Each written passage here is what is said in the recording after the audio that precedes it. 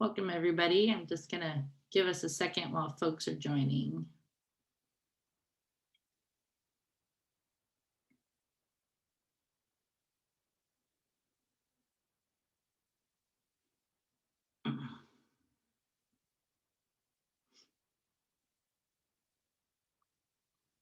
So I have a few more people filtering in right now, so we'll start in just a second.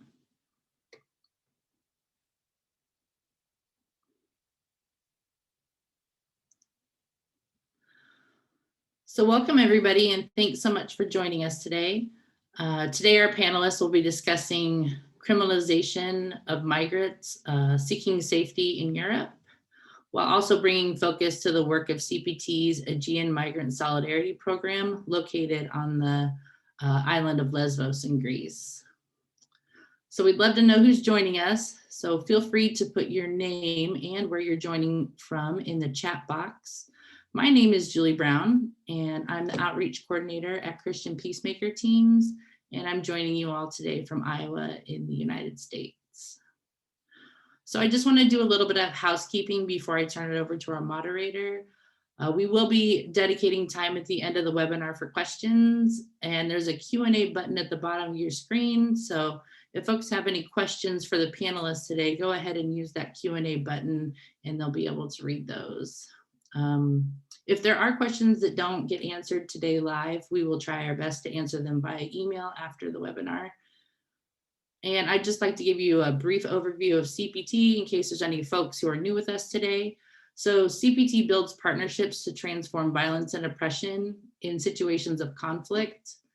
At the invitation of local peacemaking communities, CPT provides physical accompaniment, advocacy, human rights observation and reporting, and solidarity networking. Today, our moderator is Rumbir Sarkapkani, and Rumbir is the Aegean Migrant Solidarity Program's Program Support Coordinator. And the Aegean Migrant Solidarity Team, or AMS for short, is located on the island of Lesbos, Greece. And they focus on accompanying and supporting migrants on that island. So without further ado, I'm going to turn over to Rumbir for our conversation today. Thank you, Julie. So my name is Rumbir Sarkapkani. I'm going to be facilitating this webinar. And so I'm from Iraqi Kurdistan, originally born from in a village called Sarkapkan. But first, I'm going to give a brief presentation of who the speakers here. So we have Dariusz Filra from Horny Sucha, an old friend of mine. We have actually slept in a van together in many, many different places. He's a community worker. He is a former long-term member of the Aegean Migrant Solidarity. Currently, he works in our partner organization, Lesbos Solidarity. Rachel, if you could just drop the link to Lesbos Solidarity, where you can actually read a lot of interesting stuff about the Pikpa camp, which was evicted recently, in which CPT was also involved, and many other interesting things that Lesbos Solidarity is doing. We have Rob Moloney. Rob Moloney is an independent Irish artist. He's an activist who works in solidarity with people on the move. He's also a member of AMS. Rob has also done, he has done many interesting things. He did a series of podcasts in 2017. If you want to get a deeper insight about what was going on in 2017 in Lesbos and in the Aegean, he did some in-depth interviews with migrants and activists. And Rachel, if you could drop the link to Inside Lesbos, where everyone can get access to all those interesting podcasts. You can also hear me singing in one of them. So, and we have Valeria Hensel. She is a part of the Network for Critical Migration and Border Regime Studies and the Aegean team of the association bordermonitoring.eu. On the Greek hotspot islands, she works with support networks for people on the move. She is completing her PhD, George August University of Göttingen, about reconfiguration of the European border regime in the Aegean. Valeria is also a long-term partner of AMS. She actually wrote most of our recent report. We are all co-authors, but Valeria is definitely, she wrote most of us, which we are gonna talk about later on. So first, I'm just gonna like talk a little bit about the history of AMS, like on the island, and also Lesbos Island, migration on Lesbos Island, and the Aegean region, and also like in the context of Fortress Europe. So I came to Lesbos 2015, right before this big wave of migration, which you probably many of you know about, in which like only in 2015, 600,000 people passed through Lesbos. They came from different countries in the Middle East, Sub-Saharan Africa, and other places, but mainly from Syria. So I was a part of the team on the island, like CPT. We were called CPT Lesbos. We have had many names. So what I saw there, like before we came, like people were forced to walk all the way from the northern part of the island to the only registration center, which was in the port of Mytilene. So I don't know if you have seen Lesbos on the map or not, but like Lesbos is very close to the Turkish coast, like both the Turkish coast and the Greek coast, like the part of the Aegean is like the single tectonic plate. So a part of it is land, the middle of it is water, and Lesbos is very close to Turkey. It's like the closest point is 5 kilometers on the eastern part of the island, and then like around Mytilene is like around 20 kilometers to the other side. Or like you can see like Turkey, like from the CPT house, you can see Turkey. You can see like the lights of like on the Turkish side all the time. And Lesbos has big like the people, like our partners, like for instance, like Horioto Olimazi, which was like a network of activists, people from like who were showing solidarity with migrants on the local level. They had been working with migrants for a long time, long before the migration which happened in 2015. And they were aware about how this so-called migration management has been going on, like that the way that the Greek government, as like the bigger policy of EU, was treating migrants was to incarcerate them and confine them. So you have many of you probably have heard about Moria, but before Moria there was Lagada. There was other prisons where migrants were confined, and if you just search on YouTube, you will like probably like find videos of unaccompanied minors who protest like long before 2015, like when they were in prison in Lesbos. So many people might see those hotspots as like hotspots like Lesbos, Chios, and those Greek islands, like and Lampedusa and Melilla and some many other places. Like, you know, that it's there, the migration is happening, but actually, like what's happening is that there is a fortress, like that there is a fortress that Europe, a buffer zone that Europe has built, like the rich parts of Europe have built around themselves, and it begins like in northern Italy, northern Italy, Spain, like all the way to Hungary, and then all the way down to sub-Saharan Africa and like Turkey. So like this is a very paternalistic policy where like whole countries are reduced to like buffer zones. And this is like what has been happening, what we have been witnessing, like that, like there is the incarceration of migrants is the norm, like all these massacres, like those outright massacres which have been happening in the Mediterranean against, especially like sub-Saharan Africans, and also in the Aegean, like where like people are like 10,000 people have been pushed back by the Greek Coast Guard in the last year. Like in the last few days, 4 people were found backbound with plastic bands who had fallen off the life rafts on which like that the Greek Coast Guard had put them on, like to push them back to the Turkish side, and they had fallen off the life rafts into the water and died. And this is happening in front of Frontex, which is like this bunch of salaried militias, I would call them, which are the protectors of EU's external borders. Like it's a cooperation between different police authorities in Europe and coast guards of like in Europe, and they are monitoring. Like if you live in Lesbos, you can see their vessels like all the time, like along with the Greek Coast Guard vessels, like where they are like protecting borders and rescuing migrants by putting them in life rafts and sending them back to Turkey. And if they manage to come to the Greek side of the island, then they are put in concentration camps.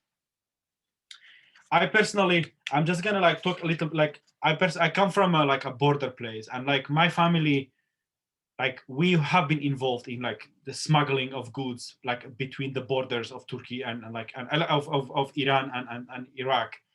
So when I got involved in the Aegean Migrant Solidarity and saw how this was happening, like I mean, a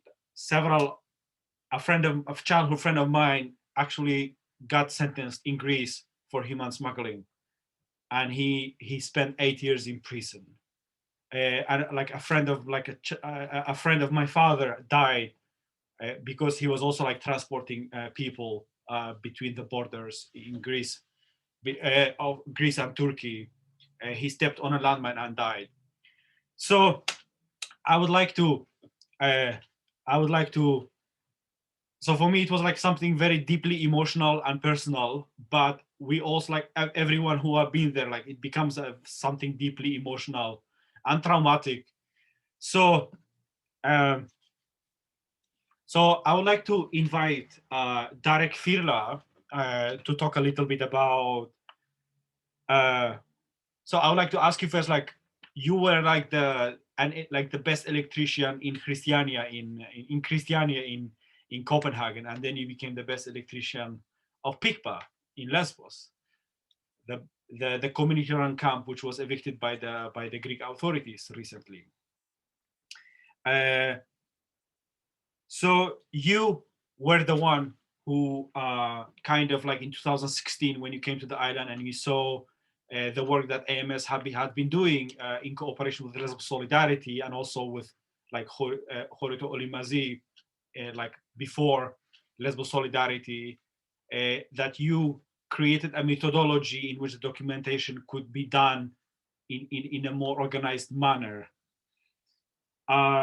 So can you tell us like what happened, and also like and also tell us a little bit about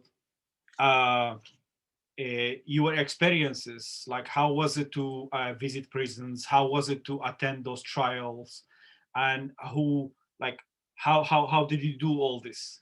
So I would like to welcome you on, please. Thank you, Romir, and hello everyone.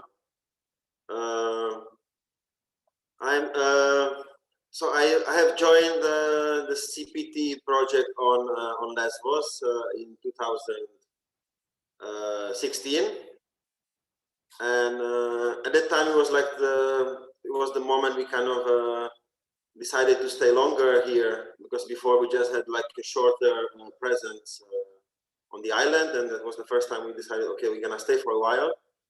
But it was in a very strange situation shortly after the deal was signed between EU and Turkey, and suddenly like the boats stopped arriving to the island, not completely, but I mean, dramatically reduced the number of people arriving, and we as a team were trying to look a bit like what we could do, and also with our partners, we're like trying to figure out our place in this context. And somehow I inherited, or our team at the time inherited, like kind of project of the previous teams that were exploring the island, and we learned that there are court trials happening against the people who are accused of human smuggling. So I remember my first time I went to the court, and we saw everything was very chaotic. Like it was hard to realize you are in the court actually. And then the police brought 20 very young looking men in the handcuffs, and they were sitting there, and then they were going one by one to the judge. And after more or less 10 minutes, the judge was done with each of them. And we had the person interpreting for us, but it was difficult because everything went so fast. But she was just saying, oh, the guy received 25 years, the other one 25 years, the other one 25 years. And like most of that day, most of the people received 25 years in prison for facilitating human smuggling, and most of them, or at that day, all of them were the people who were driving the dinghies, the boats across the sea from Turkey to Lesbos. So and as Rumbi spoke about emotions, like it was very emotional moment at this time. He said I felt like something, or we felt, the whole team, like something really deeply unjust or unfair is happening. So we wanted to investigate a bit more, and so we reached out to the lawyers, to local. We didn't have many contacts at the time, so we found basically randomly some lawyers and people who would explain us a bit more what's happening. And they say, yeah, this is normal, it's happening. All the lawyers on the island know this is happening. We don't expect anything from this. Nobody wants these cases. It's lost beforehand. So only the lawyers who were assigned by the court to represent those people were representing those people. Because of course they also, many of them were not able to afford any other legal representation. So we talked with the lawyer and we said, okay, can we do anything for the people? And they said, no, it's impossible. So we decided okay, we're gonna monitor the cases and try to more systematically document what's going on, because we didn't hear neither from our partners or other activist groups on the island about this specific issue. So we said, okay, we're gonna have a closer look, and we went again to the court with the lawyer who we hired for documented exactly what's happening. And we saw again in the second day we went to the court that most of the people again received 25 years in prison, massive financial fines reaching up to 1 million euros. And you will see more of this in the presentation from Rob later. But I was just want to say about my own experience. So it was. We figured out at some point that it's not enough to just be in the court and see the very fast track process and the very fast court cases. We wanted to actually talk to the people who are in the situation. So we tried to find a way. We found a way. It was very difficult. No one would allow us to visit the people in the prisons. So we tried to, with some different pretext, to go to the police station in Mytilene the day before the trial, and to talk to some of the people who were detained. And I will just mention two cases that are still very alive in my mind. It was from 2016 still, and there was there was one person, his name was Yusuf. He was a young Turkish man, around 18 years old, and he was brought in his handcuffs to the questioning room, and he's just like, "Who are you?" We introduced ourselves as a CPT, that we heard about the situation that he's in, and wanted to know more, like how he ended up there, and he started talking. So we talked for half an hour, and we learned from him that he was a young guy who was working in the construction site. He had accident, and he broke his leg, and he couldn't work anymore, so he got in debt. And then later on, he started working in a cafe, and some random guy came to him and said, "Look, I know you don't have money. I can give you 5,000 euro if you drive the boat to Greece and back, and you come back, and I give you the money." So he found it as a easy way to solve his difficult situation. He was on arrival to Greece. He was incarcerated by the Greek police, and he was waiting for several months in the prison for the trial date.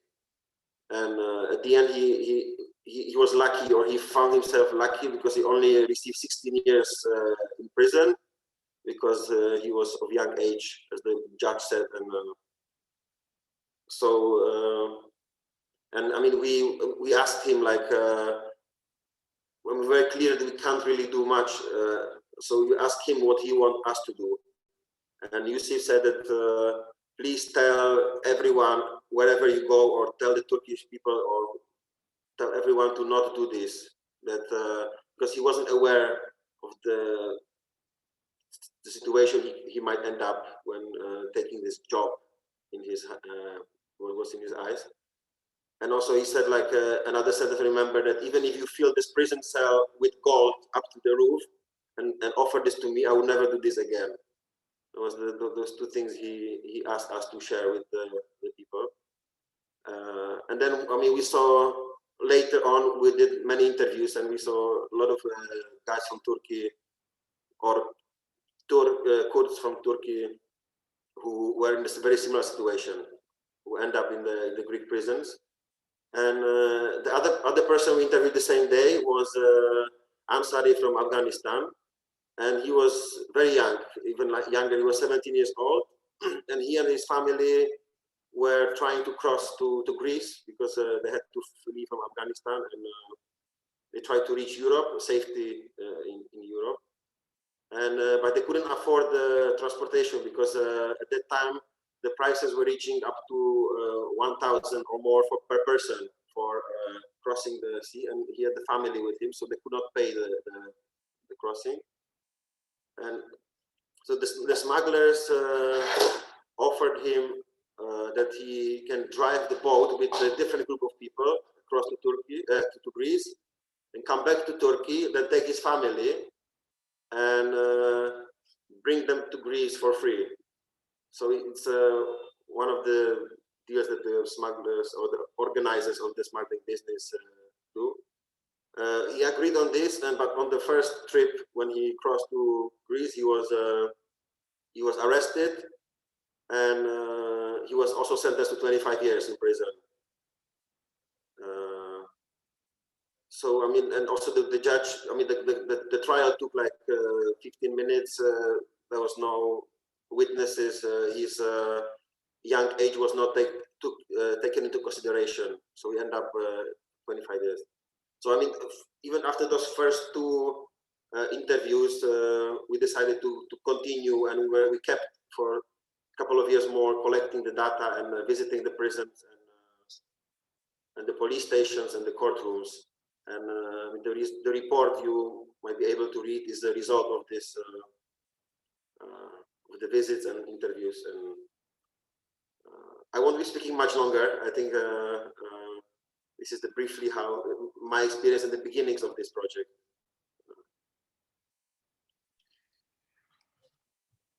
Thank you, Darek.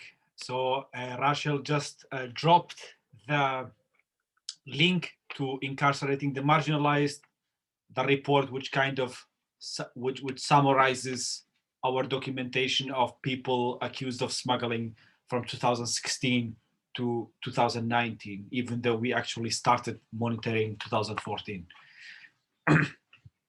So thank you, Derek, for sharing your experiences, visiting courtrooms and prisons, and also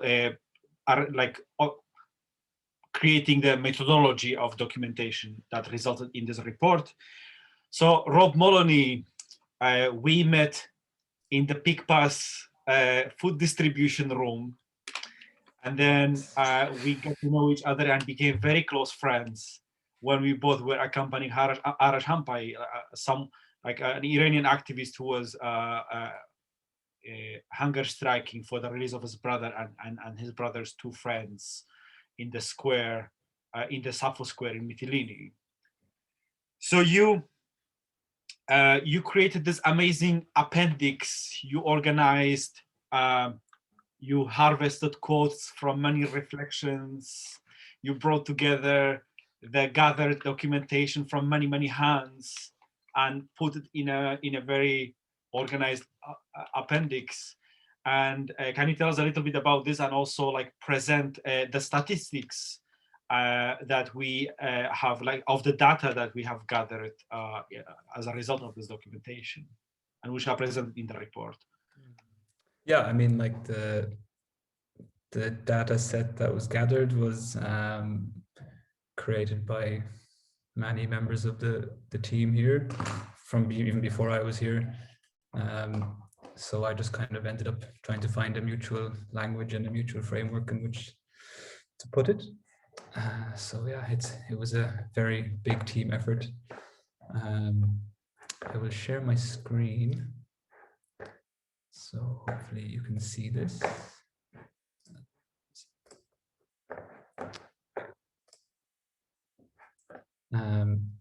So yeah, between 2016 and 19, we monitored 48 court procedures on the EU hotspot islands of Lesbos and Chios.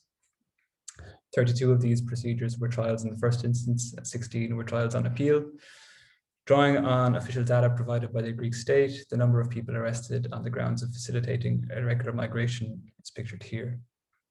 The graph shows that in 2015, the number of people arrested for facilitation of irregular migration multiplied in conjunction with the increasing number of regular migrants. After the EU-Turkey Joint Action Plan of 2015 and the EU-Turkey Statement in 2016, the number of arrests first declined when the borders were further secured along the Evros land border, the Aegean Sea, and the Macedonian-Greek border. However, although the number of irregular migrants remained comparatively low between 2016 and 18, the number of arrests began to rise once again. The correlation here can be linked to the stance taken by the EU and the Greek government in their effort to combat human smuggling and irregular migration. The staggering increase in arrests for facilitating irregular migration is a product of the substantial number of Greek Coast Guard, police and Frontex staff deployed along the borders. The answer given by the Greek Ministry of Justice to a request submitted inquiring about the number of people convicted for human smuggling shows the significance of this charge in the Greek prison system. They said, as of January 1st, 2019, the number of people detained in Greek prisons was 10,654. Out of these, 3,317 were convicts serving time. More than half of the total people detained are foreigners. People convicted for facilitating illegal entry were 1,905, the largest group in prison after convicts for drug-related offences. The number represents a more than 100% increase compared to the convicts serving time for the same offence in 2016. Our research details that people arrested on suspicion of smuggling are held in pretrial detention for months without their case being investigated. This graph, based on data collected by AMS, demonstrates the duration in which people are detained before the court procedures begin. In some cases, the trial is postponed once or even twice, resulting in a much longer period of detention. Analyzing the 32 cases of first instance trials monitored between 2015 and 19, we found that the average time spent in detention before the first trial is 279 days. If the trial takes place on the announced date, then the pre-trial detention is an average of 211 days. If the trial is postponed once, then the pre-trial detention is an average of 335 days. And if it's postponed twice, then the pre-trial detention is an average of 357 days. Many people who are accused of smuggling are not incarcerated in prisons or detention centers, rather they are detained for months in police stations, particularly on Chios. This practice is carried out despite the fact that the European Court of Human Rights has consistently denounced prolonged detention in police stations and has stated that it is not in line with guarantees provided under Article 3 of the European Convention. A report published by the Committee for the Prevention Against Torture on February 2019 states that conditions of detention in most police and border guard stations visited remain unsuitable for holding persons for periods exceeding 24 hours, and yet they were still being used to detain irregular migrants for prolonged periods. During an interview at Chios police station, one individual in pretrial detention told AMS that the sun has not touched his skin for more than 4 months, as he had been prevented from going outside. Of the 48 trials we monitored, both in the first instance and second instance, between 2014 and 19, not a single defendant was acquitted of their charges. Rather, each defendant was convicted, sentenced to serve time in prison, and received high money penalties. In most cases, the defendants were not simply convicted with the charges of facilitating illegal entry or human smuggling, but they were also convicted for additional offenses such as entry without permission, endangering human lives, putting people in danger, and disobedience. This table shows the convictions of all 48 trials monitored by the team, including the appeals. The data indicates that the average sentence administered for every conviction that includes human smuggling is 48.65 years, with an average prison sentence of 19.09 years. Looking only at the 32 first instance trials, the average sentence administered is 45.28 years, with an average mandatory prison sentence of 17.76 years. Looking only at the convictions for facilitation of illegal entry, illegal transportation, or human smuggling, which amounts to 15 out of the 48 cases we observed, the average sentence administered is 48.19 years, with an average mandatory sentence of 17.08 years. Additionally, the average money penalty administered for the offense of human smuggling, in addition to the other related offenses, is €396,687.5. The following two graphs outline the prison sentence in years and the money penalty administered in relation to the convictions in the 48 cases. The graphs demonstrate how the state law facilitates a system of calculating an additional number of years to be served in prison, along with the money penalties for every individual transported or smuggled, which results in extremely high sentences far beyond the 25-year maximum life sentence. In the cases where the accused were also convicted of endangering human lives, the sentence on average exceeded 80 years. Since a life sentence cannot exceed 25 years, the mandatory time served in prison is in fact much lower than the original conviction. When the judges consider mitigating circumstances, the mandatory time to be served in prison is usually reduced to 10 years. If the total sentence administered is less than 25 years, then the convicted individual will serve a mandatory 10-year prison sentence, regardless of mitigating circumstances. Sentences that are less than 10 years remain the same without any reduction. It should be noted that due to the timing of this research, it is impossible to know exactly how long the condemned individuals will be imprisoned for. However, there are ways for detainees to reduce the duration of their sentence while serving time in prison, which is mostly through labor. What is particularly striking is the duration of these trials, which only lasted between 15 and 17 minutes. The graph presents the duration of both the individual and joint trials, a joint trial being where two people are tried together. From the data presented, it is evident that joint trials tend to last longer. The average duration of all 48 trials was 38 minutes. The average duration of a single trial was 27 minutes, and the average duration of a joint trial was 48 minutes. With the average individual trial lasting 27 minutes, it is evident that the trial does not live up to basic judicial standards. There is neither time for in-depth processing of the evidence or for the examination of witnesses, nor is there enough time to develop an in-depth comprehension of the defendant's personal circumstances. The superficial nature of the investigation is especially concerning in cases where people are convicted in joint trials, where the same sentence is administered to two defendants without thorough assessment of the individual's guilt. AMS observed 7 joint trials, and in every procedure, 2 individuals were tried and convicted with the same charges. The defendants were together on the same boat, yet neither the Greek Coast Guard, Frontex, nor any of the passengers on board identified either of the defendants as the ones driving the boat. Despite the differences between their cases, including their motivation and the nature of their defense, both defendants received the same conviction. The European Convention on Human Rights outlines the right to a fair trial. However, this research reveals drastic violations of several aspects of the Convention, with a particular emphasis on the severe shortcomings within the Greek justice system that has directly resulted in violations of procedural rights. Thank you. I'll give it back to you, Romeo.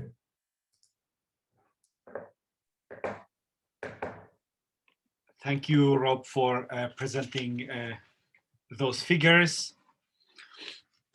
and for all these detailed statistics. So I would like to invite Valeria to speak.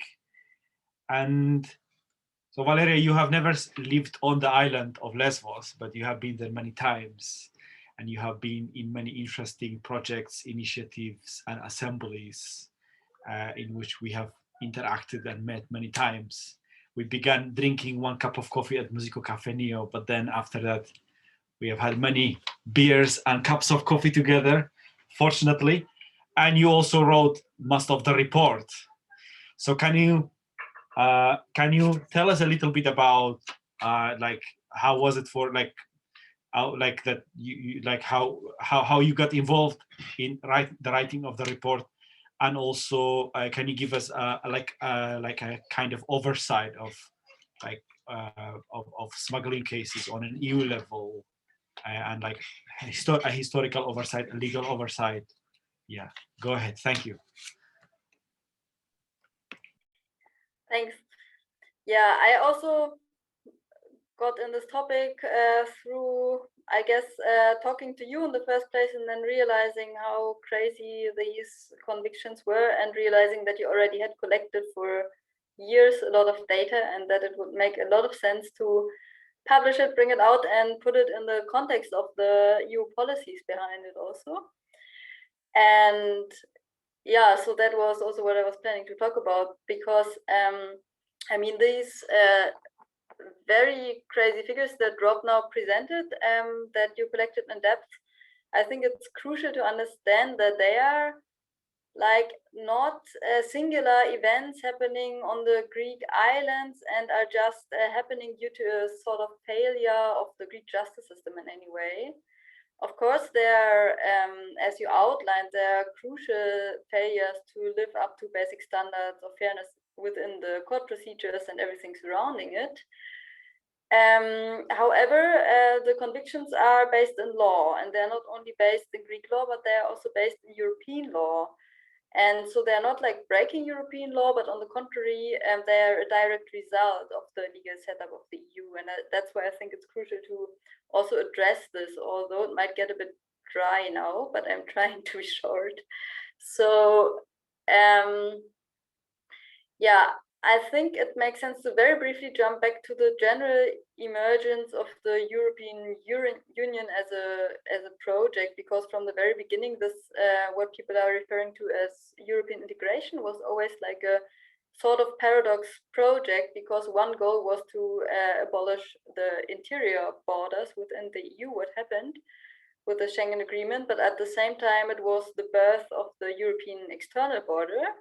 And from the very beginning, the discourses surrounding the external border was that it has to be protected, because the so-called European space of freedom, justice, and security should be protected from outsiders. So from the very beginning, this discursive figure of the so-called human smuggler as a central threat to peace basically was established. And yeah, this you also try to outline in the report a bit in depth. But this portrayal of the so-called human smugglers as sort of evil, always male perpetrators, exploiting and or even killing vulnerable human beings, also was kind of a result of the merging of two different phenomenons, which is like what is called human smuggling, which is basically facilitating that people can cross borders, and human trafficking, which is basically a form of modern slavery, exploiting people, forcing them to work against their will, and so on. And I think the problem of mixing up these two concepts led to it provided the condition of possibility, basically, to be able to have such super harsh punishments for people that are perceived as smugglers, because they're perceived as dangerous and evil. And this has led in the EU migration policies to such absurd situations that we even have this situations where, for example, the Libyan Coast Guard is financed in the name of fighting smuggling and fighting illegalized, so-called illegal migration. Although, in fact, the Libyan militias that call themselves Coast Guard are, in fact, very deeply in the business of slave trade and human trafficking. So this is like kind of fostered with the argument of protecting humans. And all these elements are also can be found in the legal dimension. So this on the UN level, we have already in 1993 a first document that is addressing or creating this term human smuggling. And then the most crucial ones from 2000, the Convention Against Transnational Organized Crime. But this convention is still clearly differentiating these things. So it's talking about smuggling, but it's also talking about trafficking, and that's two different protocols, and they're treated completely differently. And also it's made clear that like migrants who are subjected to a smuggling operation cannot be charged for this because they're seen more as the victims. On the level of the EU, all this has drastically changed. So there is not even a reference to this UN protocol. We have instead, for example, in the European Agenda on Migration, it sees the fight against human smuggling and illegal migration in the same breath as a key priority. And one of the crucial documents is the 2002 EU Facilitators Package. And this drops the differentiation between the smuggling and trafficking. It's not saying anything about it. It also allows for the criminalization of facilitating of border crossing, even if no one had financial gain or anything. It also allows to criminalize migrants themselves, and this is what we see on the islands. The people who are actually seeking asylum are treated as criminals. It also does not define a maximum punishment, which we also see is the result, what we see in Greece. But of course, since it's an EU binding document, it basically forces the member states to criminalize the facilitation of illegal entry. And in Greek law, it's one of the harshest laws in the EU actually against so-called human smuggling, and it is a super, at least from my German perspective, it's a kind of interesting way to put it, how to criminalize people, because these crazy sentence of more than 100 years arrive from this idea that a person can be punished for everybody who's transported over the border, so 10 years for each person basically, then extra punishment if the people's lives were put at risk, which is the usual case in a rubber dinghy. I mean, if there's no other choice to cross the border, and also if there's some sort of financial gain, it is rising more. And the law explicitly describes people like driving a boat, so sitting there and simply holding the thing as smugglers. So it's not the people who have like big networks and huge financial gains, but it's the ones who are sitting themselves in a life-threatening situation on a rubber dinghy. So just to wrap it up, what I think is very important to stress is that the super brutal incarceration of migrants is neither like illegal according to Greek or European law, nor is it like sort of an exception or an unintended failure or something like this, but on the opposite, it is very much intended. Maybe it's externalized, that the EU says, well, this is a Greek justice system, but it is intended by the setup. And so what we see here in the borders is not, it's basically Europe and European law as such that is implemented, and not like a failure. Also, and this basically expresses like this deeply inscribed racism in this European system, and also shows how the speaker of the human smuggler is basically instrumentalized as a scapegoat in order to be able to avoid thinking or addressing the failure of the European border policies that actually are creating a situation where people are forced to illegally cross a border. And I think they also contribute to keeping in place a fundamentally unjust, violent, and racist world order through these migration policies.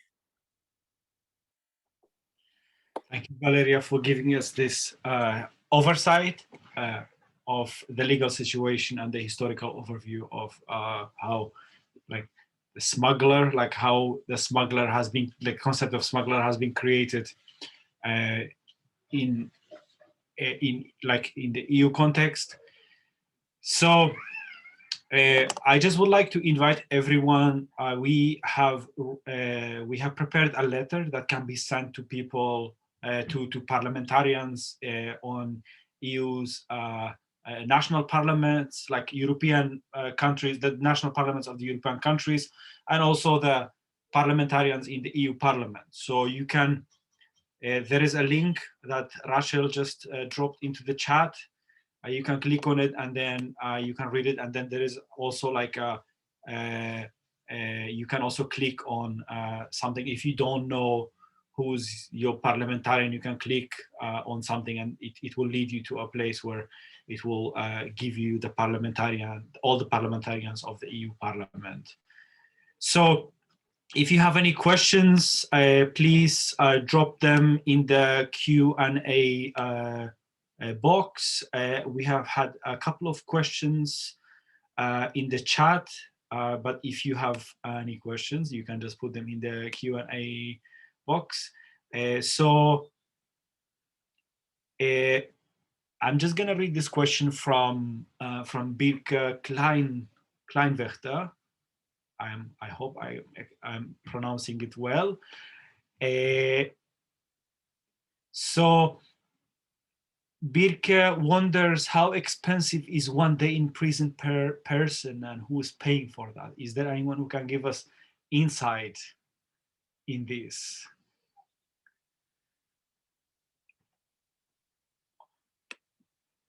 I don't know this answer. I think it's taxpayers. Like, I mean, taxpayers are paying for prison, no? Like, I mean, it's European taxpayers are paying for Frontex and people, like, and prison and everyone. So as far as I know.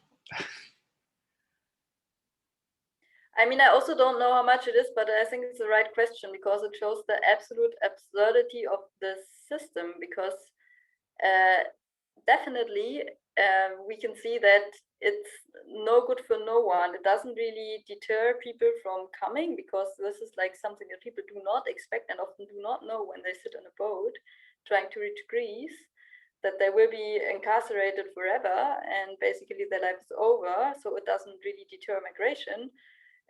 Nor is it efficient in any way. And also, I mean, in the numbers, what we have in the report is also like a statistic that, like, I think it's, what is it, Rob? Maybe you have it better in mind. Like the second biggest group of people in prison in Greece are actually, I think, people who are incarcerated for this charge of sort of facilitation of something, illegal entry. Can maybe look it up, but it's like a super big number of people. All basically third nationals, so it is keeping the Greek prison system alive and costing a lot of money for sure. So there's no rationality behind. So I think someone answered in the chat. Christina, thank you.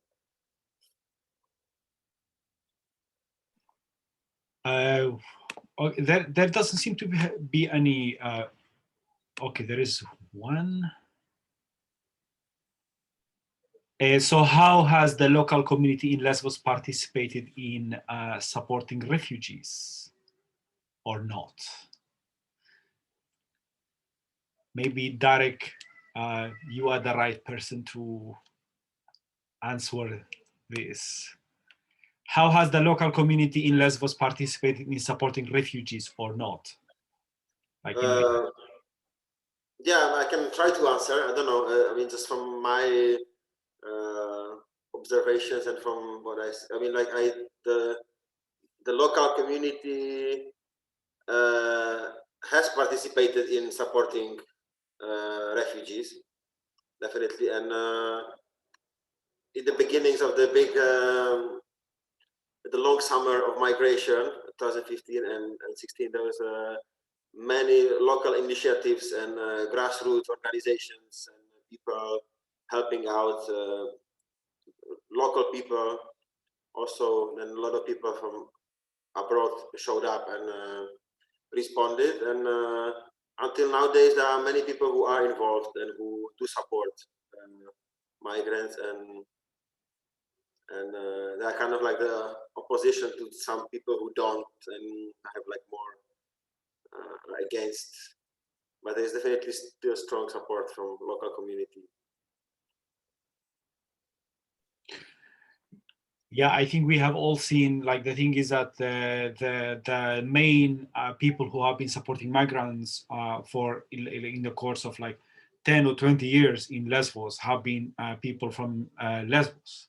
So far before UNHCR and other NGOs came to the island, people were like fighting for the rights of the of migrants in Lesbos, and there are many people who are doing it, and many people like in Lesbos, they have their own personal experience to relate to, because their grandmothers fled to Syria during the Second World War, and there is also like there is a lot of history of migration, and like many people have their own experience to relate to, you know, when they have been refugees, or like their grandparents have been refugees themselves.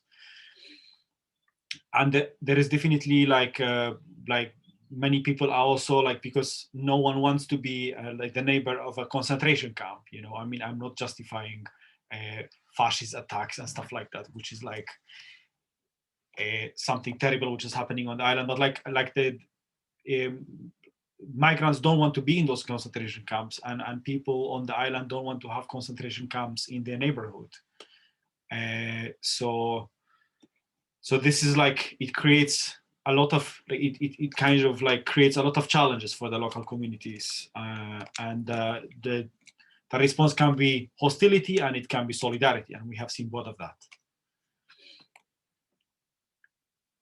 So we have some more questions. Rol Mayhusen, are any steps taken towards the UN Human Rights Committee in Geneva? The UNHRC periodically review the human rights situation in every member state. I don't know when Greece is on the menu, but that can be sorted out. Any comments on that?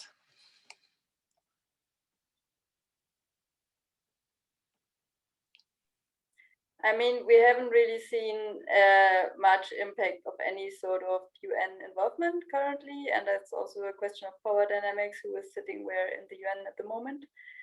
And I mean, there is you quoted the CPT, the other CPT, the torture committee, how's it called, for Committee for Prevention of Torture and Degrading Treatment, I think.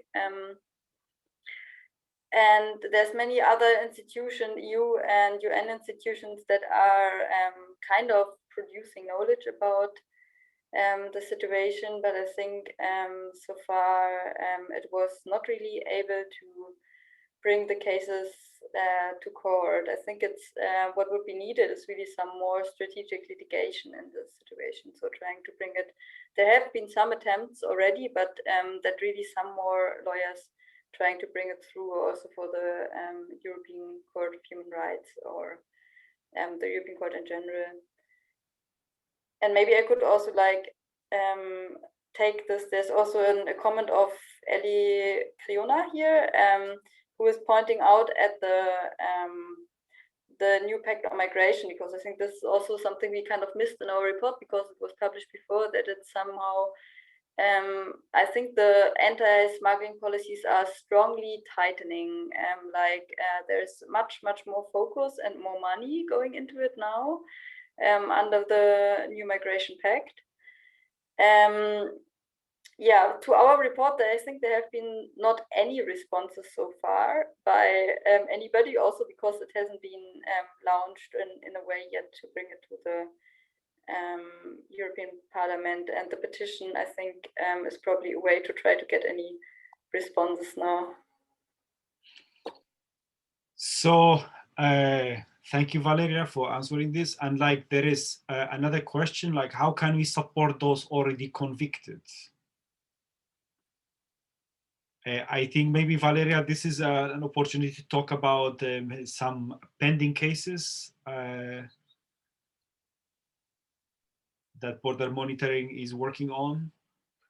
Yeah, sorry, now I'm talking too much, but maybe to there is the cases, of course, and there is opportunity to support it. So I think for sure there's good lawyers needed following up the cases for some years, but also there is other opportunities to try and support people who are still in prison.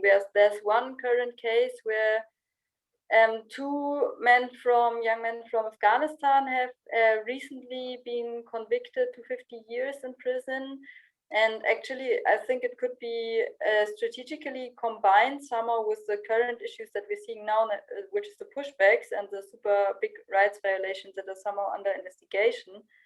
Because, for example, this case was actually an attempted pushback in March 2020 by the Greek Coast Guard. So they were deflating the boat, trying to push it back to Turkish waters, and then decided not to let the people die, but took them on board. But pulled out two young men and accused them for human smuggling and also for causing a shipwreck, which was basically the Coast Guard itself causing a shipwreck. And yeah, in this case, we were in a joint effort with very important lawyers on Lesbos, trying to support them somehow.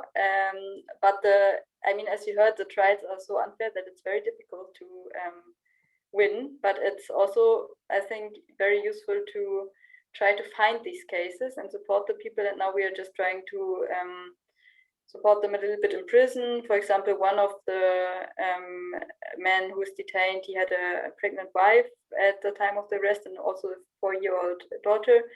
And they're separate in a camp somewhere while her husband has to serve, in fact, 20 years in prison, calculated down. And then there's opportunities to try and, for example, support the families that they can somehow survive without them. So there's different campaigns who are also involved in this.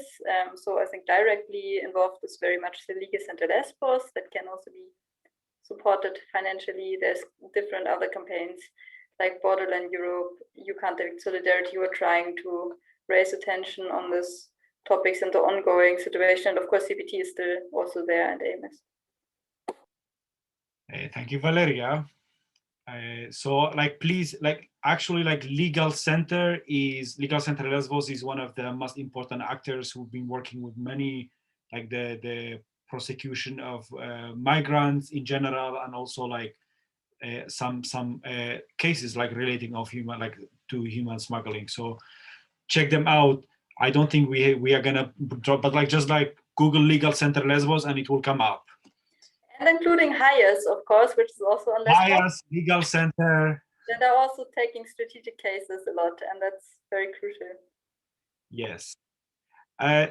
So there is one more question. Are you still able to witness trials with COVID and also recently before COVID?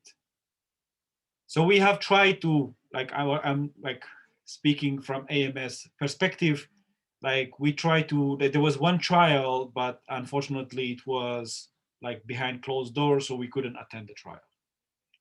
Simple as that. But there are still trials going on. I mean, Greece is in Mytilene.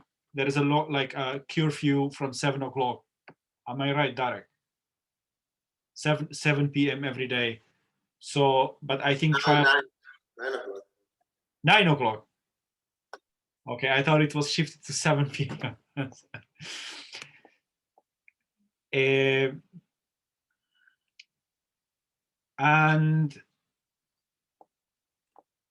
yeah, like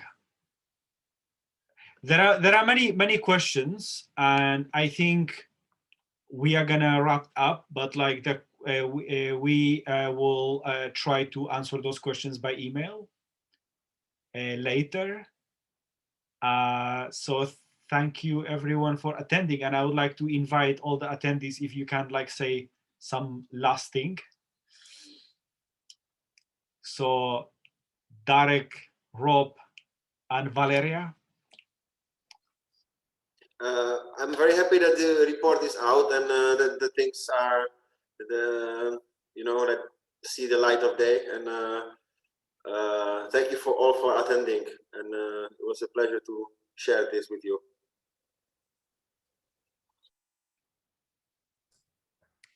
Yeah, likewise. Thank you for having us. And also just to note, Dimitris Koros, he put in quite a good comment into the chat as well about what's happening on the Evros border and stuff. It's not just here that it's happening. So it's good to kind of have a bit of a perspective on the broader kind of border procedures. Yeah, I can only agree. Thanks a lot. And I also think it's very crucial that we kind of join together on these topics, because it's like nice to write a report, but then you have some knowledge lying in the corner, and it is much nicer to have people from different perspectives trying to push the topic, work on it, and eventually, I mean, there have been few successes when following a trial, actually, and being able to provide lawyers, or that lawyers got involved, so that there is some chances, to break with the system in a way, and also to address it to other players than Greece only. And I think it's very nice to have this international setup now here, and many people who hopefully know about it now and try to get involved. Thank you. Thank you everyone for attending, for